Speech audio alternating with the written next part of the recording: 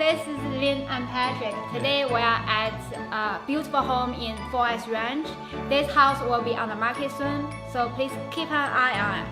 And today, everybody now is worried about the housing crash. Are we heading for a new housing crash?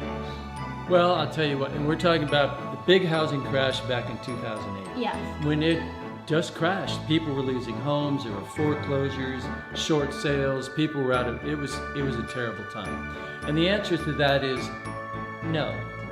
We believe there's 5 reasons that it's not going to crash. So we'd like to talk about that today. So the number 1 is, as everybody knows that last time, the biggest issue is the mortgage system.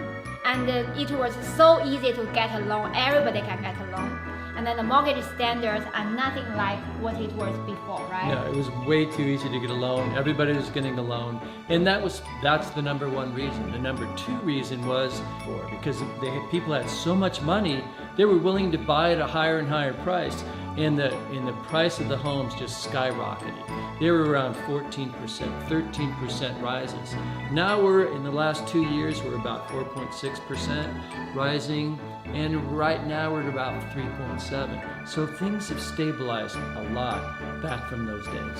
And then the number 3, housing market is also linked to the supply and demand. And currently, we have a shortage for the supply.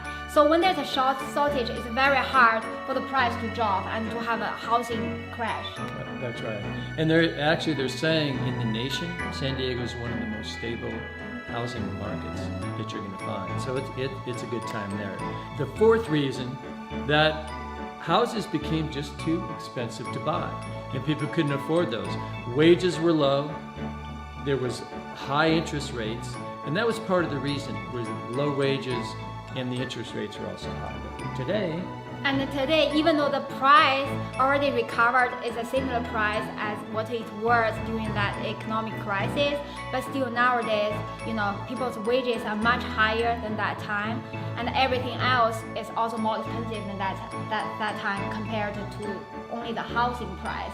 So that's why we think currently it's still a very stable price in California, especially in San Diego. That's right. And the 5th reason why we don't believe it's going to crash is people were going crazy. They were able to get mortgages and borrow on their homes. They're using it like an ATM machine. They're pulling out money, buying big cars, and they went too far. And soon they had no equity. The equity in their homes almost dropped to 0. And that's why some of the times their loan amount was this much, the value of the home was here, they just let the homes go. They let it go to short sale, go to foreclosure. But what we're seeing today is that we have on average, about 50% equity. So 50% in the loan, but they have 50% of blood in the deal, of cash. And it's very, very stable. It's not like it was during the crash before. And also a lot of new developments, also they put a lot of regulations to protect the housing to go to another crash. Like for example, a lot of developers, they limited the amount of investors going into the deal. Like first year you cannot lease the property, or 2 years you cannot sell the property. All these regulations are to protect the housing market to go to another crash. That's right. So for many economic reasons, the mortgage rates, the amount of wages we earn. When you think about it, San Diego, we're in Southern California, basically a coastal desert. We have the ocean. Everybody wants to live here. We still need housing, so it's a low supply. And in many senses, it's become a seller's market again. But there's great opportunities for buyers because of the relatively low interest rates.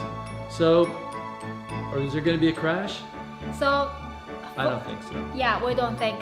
So thank you for following us, and we know now it's a very difficult time.